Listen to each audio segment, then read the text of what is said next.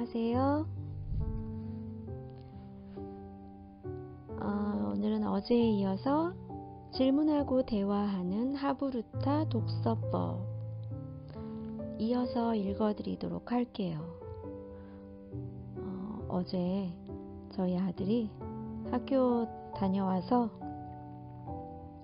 간식을 먹는데 엄마가 녹음한 거 있는데 들어볼래? 하고 어제 존 스튜어트 밀 분량을 틀어줬어요. 그랬더니 열심히 듣더라고요.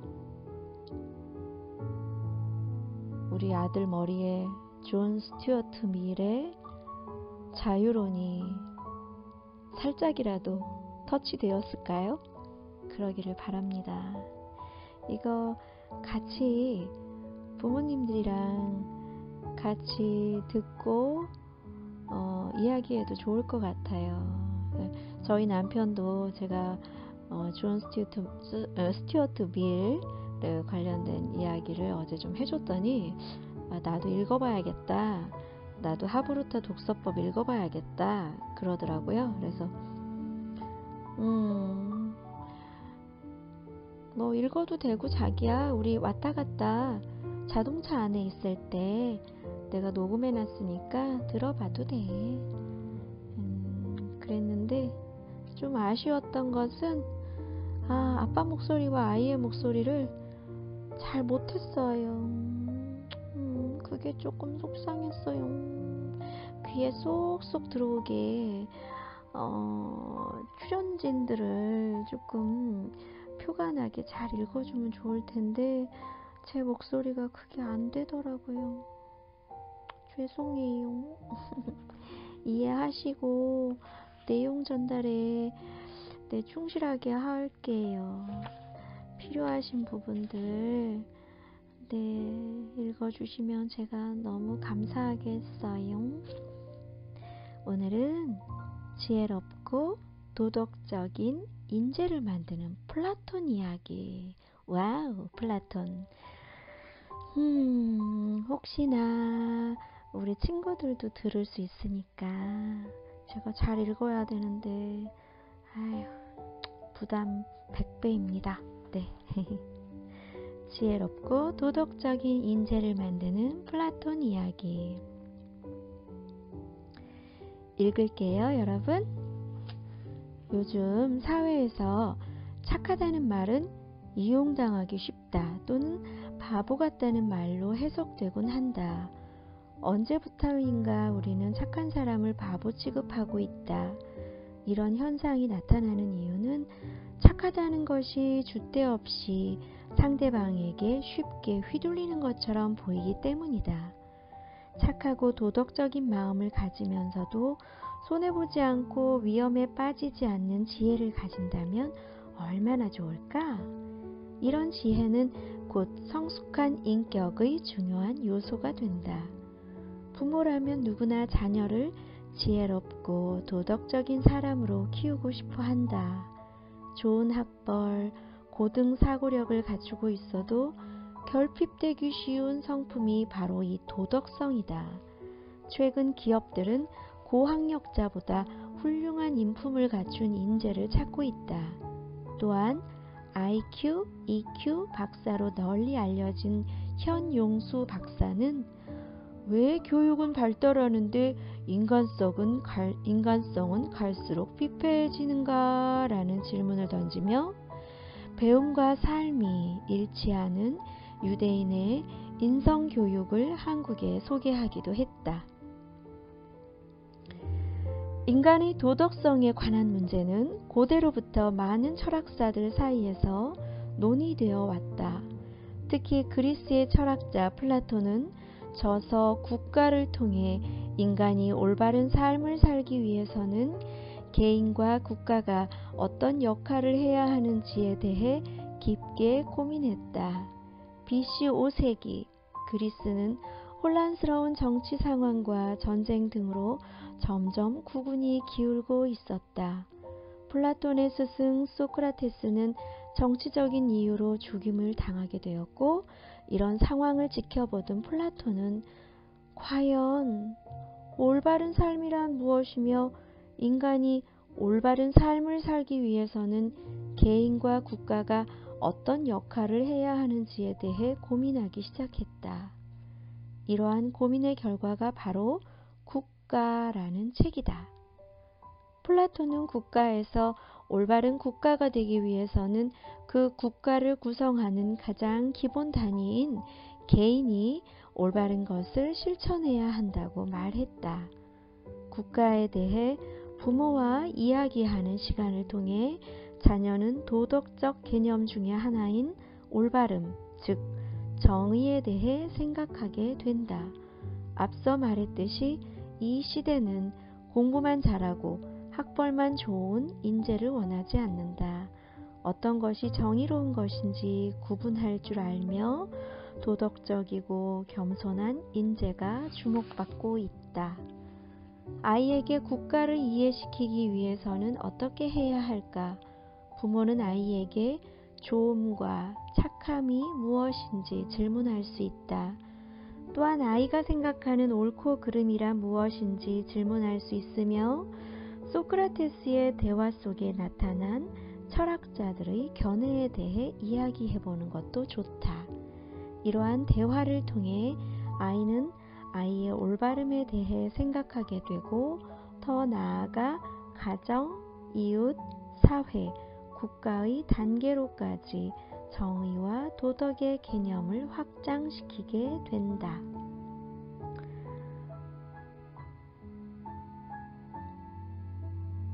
나는 식탁에서 아이들과 도덕이라는 주제로 대화를 해보고 싶었다. 그러기 위해서는 먼저 올바름에 대해 이야기할 필요가 있었다. 주아야, 서양의 고대 사회에는 올바른 것에 대해 관심을 가진 철학자가 있었어. 그래요? 그게 누군데요? 바로 플라톤이란다. 플라톤이라는 사람은 올바른 것에 대해 뭐라고 말했어요? 주아는 올바른 것이 무엇이라고 생각하니? 아빠, 저는 어떤 법과 규칙을 잘 지키고 거기에서 벗어나지 않는 것이 올바른 것이라고 생각해요. 올바름을 법과 규칙의 테두리 안에서 이해했구나. 자기가 해야 할 일을 끝내는 것도 올바른 것 같아요. 올바른 것이란 어떤 의무가 될 수도 있구나. 사람이라면 꼭 해야 하는 일 말이야. 플라톤도 올바름에 대해 많은 고민을 했단다. 올바름이란 한마디로 정의라고 할 수 있어. 올바름에 대한 탐구는 결국 정의라 무엇인가에 대한 고민이야. 어느 날 플라톤의 스승 소크라테스는 주변 사람들과 정의에 대해서 토론을 했단다. 뭐라고 말했어요, 아빠? 첫 번째로 케팔로스란 사람이 말을 꺼냈어. 케팔로스는 정의란 어떤 상황에서도 정직한 것이며 남에게 뭔가를 받았다면 그대로 돌려주는 것이라고 설명했지. 맞는 말 같아요. 정직한 게 올바른 거잖아요. 하지만 정직한 것이라고 해서 항상 옳은 것은 아니야. 소크라테스가 말했어. 만약에 어떤 사람이 친구에게 무기를 맡겼는데 시간이 지나 그 사람이 정신이 이상해진 상태에서 무기를 찾으러 왔다면 과연 친구가 무기를 내어주는 것이 옳은 일일까? 와, 잘못하면 그 무기로 친구를 해칠 수도 있겠어요. 그렇지.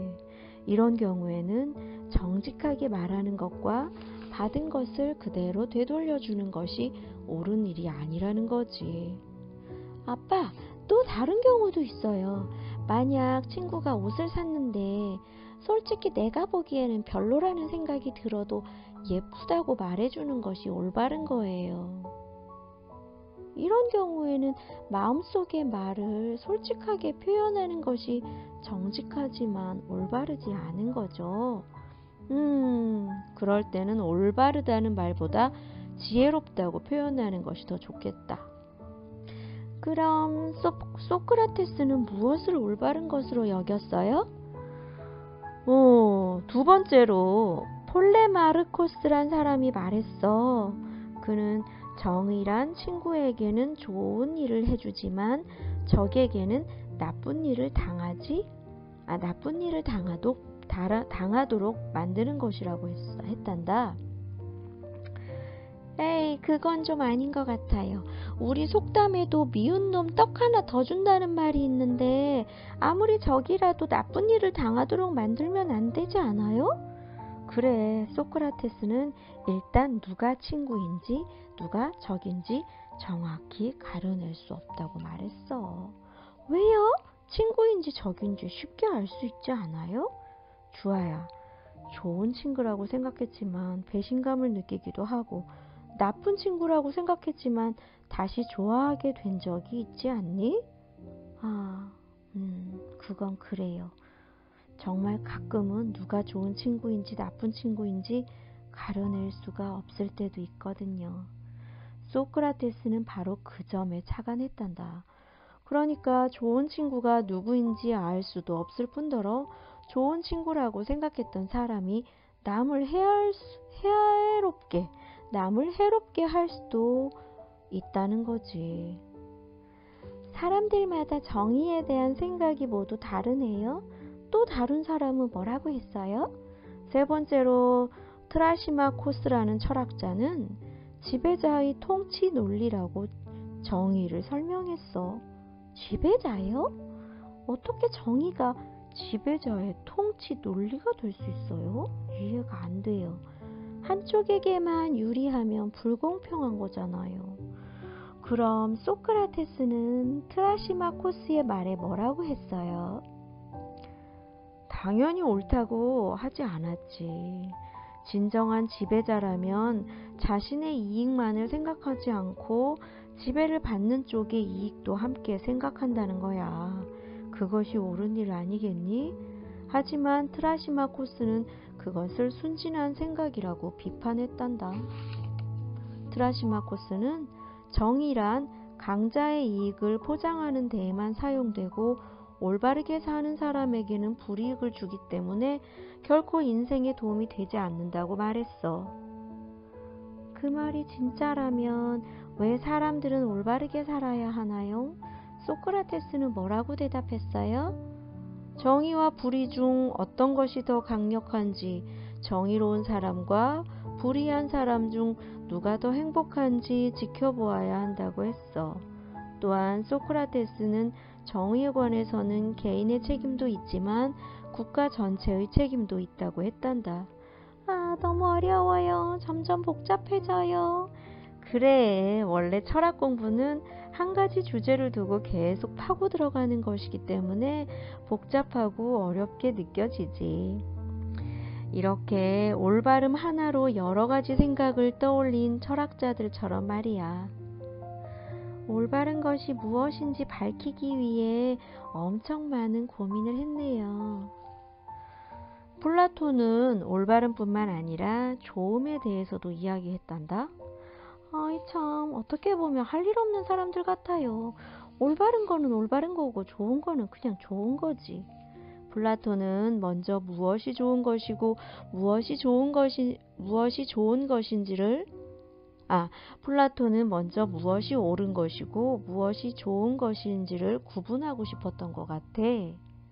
그래서 올바름의 완벽한 모습과 좋은 것의 완벽한 모습을 각각 올바름의 이데아, 좋음의 이데아로 분류했단다. 좋음의 이데아는 또 뭐예요? 좋음의 이데아는 모든 사물에 깃들어 있는 것인데 사물의 가장 좋은 상태 또는 가장 좋은 모습이라고 생각하면 될 것 같아. 사물뿐만 아니라 사람, 국가도 마찬가지란다. 만물의 목적은 바로 좋음의 이데아를 이룩하기 위해서라고 할 수 있어. 우리가 좋은 사람이 되기 위해 노력하는 것처럼 사물이나 국가도 마찬가지네요. 맞아. 좋은 사람이 되기 위해서는 어떻게 할까? 완벽한 상태, 즉 올바르고 건강한 마음가짐을 갖기 위해 노력해야겠지?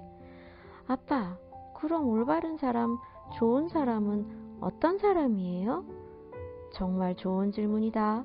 플라톤은 가장 완벽한 사람을 지혜의 머리, 용기의 가슴, 절제의 배를 갖춘 조화로운 사람이라고 했단다.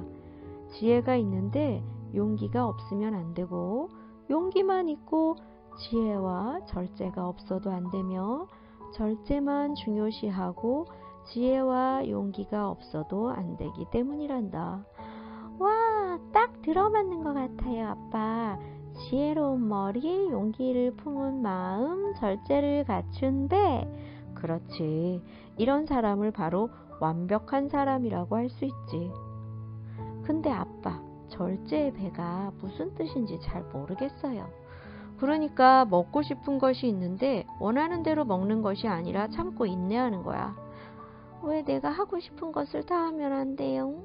왜 참고 인내해야 돼요? 자기가 하고 싶은 것만 하며 살 수는 없어. 그럼 삶의 질서가 없어지고 방탕한 생활을 하게 된단다.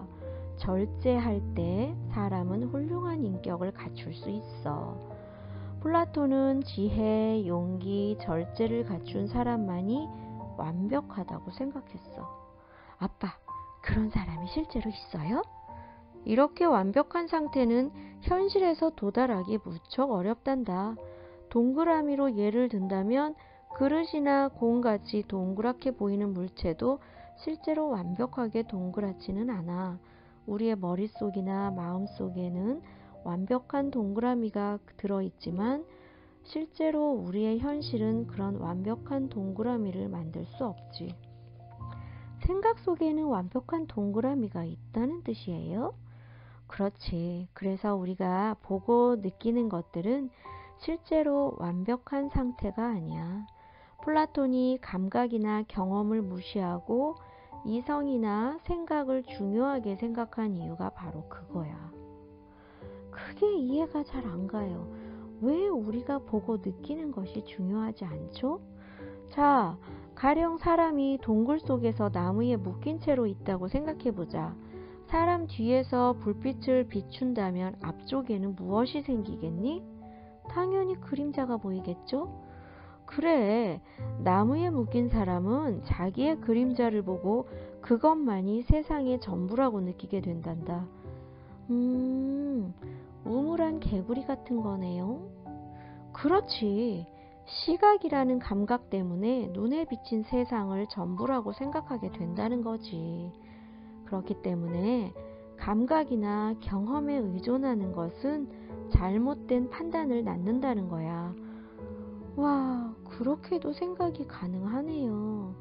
그런데 생각만으로 세상을 모두 알 수는 없는 거잖아요. 바로 그 점을 플라톤이 놓쳤다고 할 수 있지.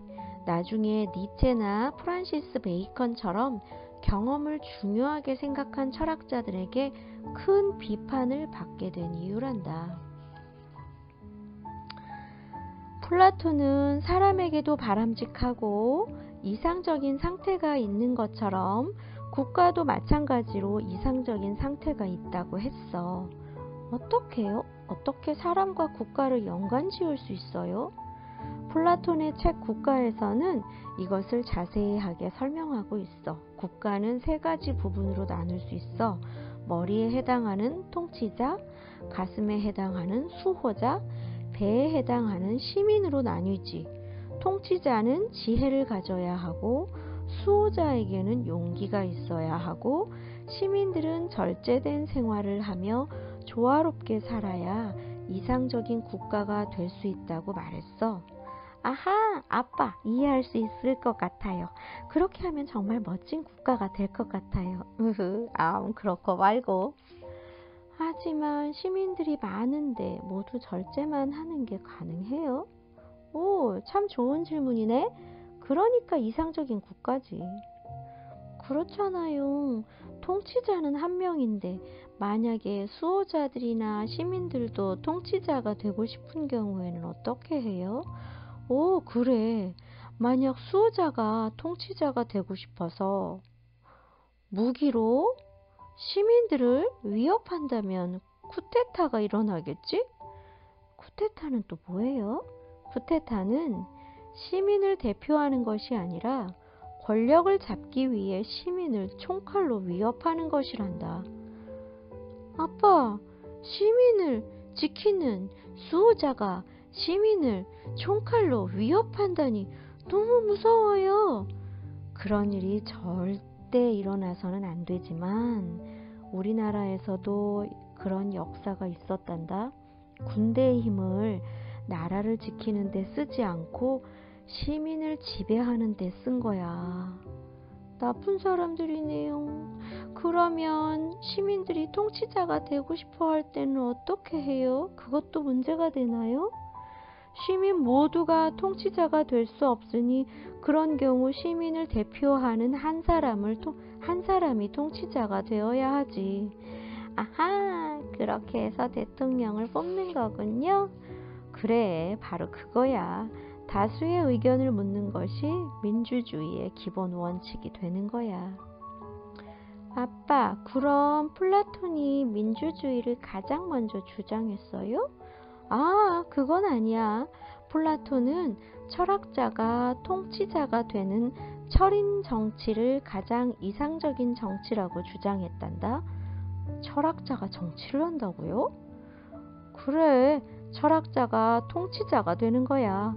플라톤은 이상적인 정치 체제를 철인 정체라고 하고 거기서 점차 나빠지면 차례로 명예 정체, 과두 정체, 민주 정체, 참주 정체 순으로 생각했지.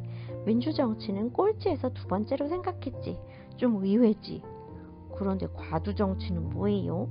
과두 정치라는 것은 두세 명의 통치자가 되는 거야. 두세 명이 통치자가 되는 거야. 로마 시대에는 그런 과두 정치 체제도 나타난 적이 있었단다.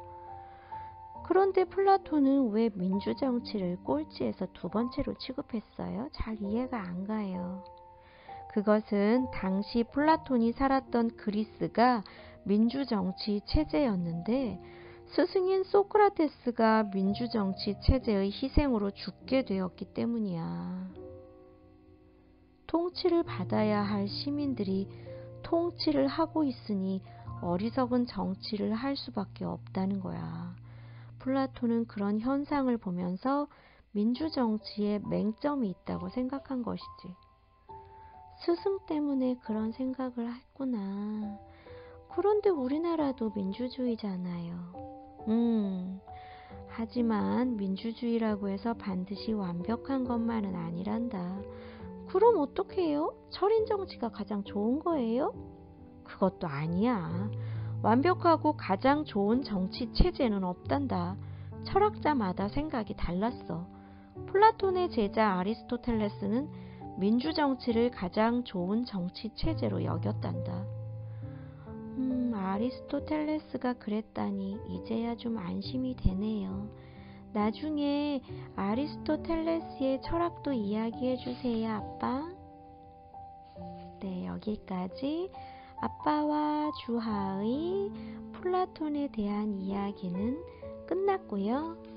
뒤에 2페이지에 걸쳐서 아빠가 직접 읽어주는 철학 이야기 플라톤 있어요. 요거 읽어줄게요. 같이 우리 읽어봐요. 플라톤은 고대 그리스를 대표하는 철학자야. 플라톤을 이야기하지 않고서는 서양 철학을 논할 수 없을 정도로 그는 서양 철학 발전에 지대한 공헌을 했단다. 플라톤은 국가를 통해 모든 만물에는 완벽한 모습, 즉 이데아가 있다고 말했어. 그리고 완벽한 국가를 만들기 위해서는 국가의 가장 기본 단위인 개인이 올바른 일을 실천해야 한다고 주장했지. 또한 그는 인간의 감각과 경험만으로는 진리를 이해할 수 없으며 이것을 동굴에 들어간 것과도 같다고 말했어. 동굴에 들어간 사람은 자신의 그림자만을 세상의 전부라고 생각하게 되는데 이 생각은 감각으로 인한 오류라는 거야. 그래서 플라톤은 감각과 경험이 아닌 생각과 이성으로 진리를 찾을 수 있다고 보고 이성 속에 존재하는 완벽한 모습이나 현상, 즉 이데아와 현실은 다르다고 생각했어. 현실은 이데아의 그림자에 불과하다는 거지. 생각과 감각, 이성과 경험, 완전한 세계와 불완전한 세계. 플라톤은 국가를 통해 이렇게 세계를 두 가지로 나누어서 생각하는 이원론적 세계관을 제시했어. 그리고 감각보다는 이성, 육체보다는 영적인 요소를 더 중요하게 생각했어. 감각과 경험은 불완전하며 늘 변하기 때문에 도무지 알 수 없는 세계라고 판단한 거지. 국가를 통해 우리들은 옳고 그름, 좋고 나쁨, 완전함과 불완전함에 대해 깊게 생각해 볼 수 있어. 또 좋은 사람의 조건을 탐구하는 과정을 통해 우리 자신 역시 좋은 사람이 될 수 있단다. 그럼 어떤 상황에서도 정의와 불의를 구분할 수 있는 지혜를 갖게 될 거야.